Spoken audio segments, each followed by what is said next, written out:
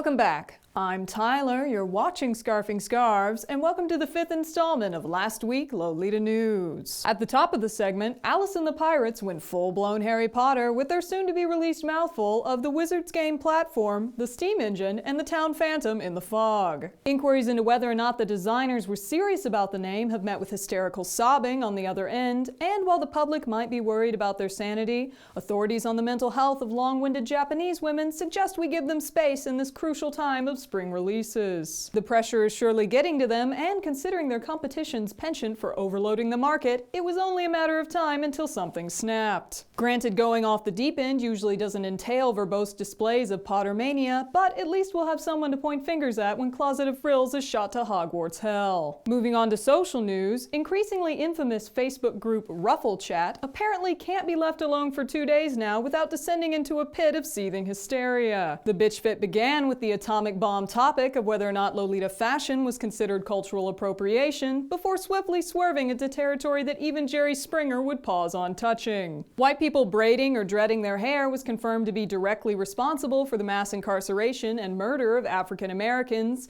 An ill-advised girl was ran off the internet for allegedly being a giant uneducated racist, and upon bowing to the mob's demands that she educate herself, her first question was met with the response that she was still being a giant racist for daring to impose on black women's time. The word problematic ruled the day, toxic made a cameo, and everyone involved is just a little more bitter for having taken part. Aren't frilly dresses fun? Moving on to Valentine's news, love was truly in the air for 4chan as previously bitter bored CGL took a brick of affection straight to the face. The object of their affection was none other than previously maligned model Venus Angelic, and after details of the poor girl's condition came to light, the board was in rare form as they raised an online army to send the model goodwill on her birthday. The storm of support started as Venus fled her allegedly abusive mother to live with her husband in Japan, and continued as Margot voiced her displeasure in the only way a mature, level-headed, non-abusive parent can, by posting angry nudes of herself in an airport bathroom. I'm not kidding. The move was apparently an attempt to get her daughter's attention, and after failing to recapture her affection through aggressive nudity,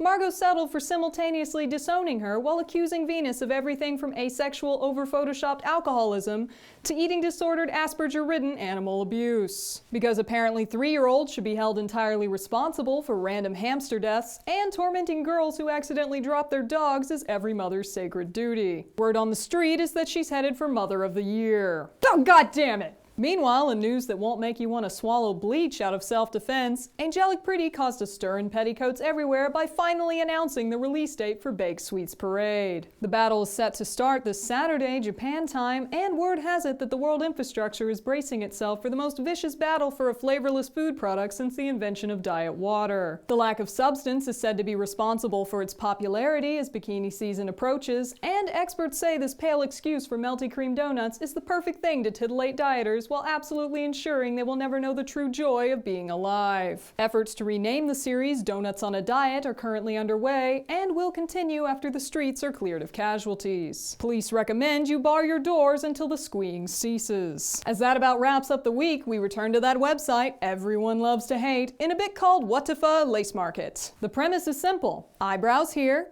find something that confuses, disturbs, or makes me question the whole of humanity, and you benefit from the dark marks it leaves on my soul. So without further ado, let's get this going. What the fuck is that? While I was aware that Disney had a sordid history of including untoward concepts in their work, I have to say the last place I'd expect one to manifest would be in this co-op between themselves and Angelic Pretty. This bag has a dick horn, an honest-to-God frilly phallus on its forehead, and somehow, in the 100+ hands that must have vetted this thing's existence before releasing it to be worn as a handbag in public, no one thought, hey, this kind of reminds me of that thing I saw flashed at me on the subway last week. Sure, it can be hard to summon such memories due to the visceral retina trauma involved, but I consider it a duty of our fashion community to at least make an attempt at keeping raging schlongs off the foreheads of our unicorns. You're falling down on the job, Angelic Pretty. And Disney? I expected better from you. Equally pornographic and disturbing, mind you, but in a more subtle, you have to pause at exactly the right moment to have your childhood ruined kind of way. Shame on you. Shame on you both. That's all the time we have for tonight. Thank you for watching Last Week Lolita News, and be sure to tune in next week when we tackle the tough questions like, is age play Lolita?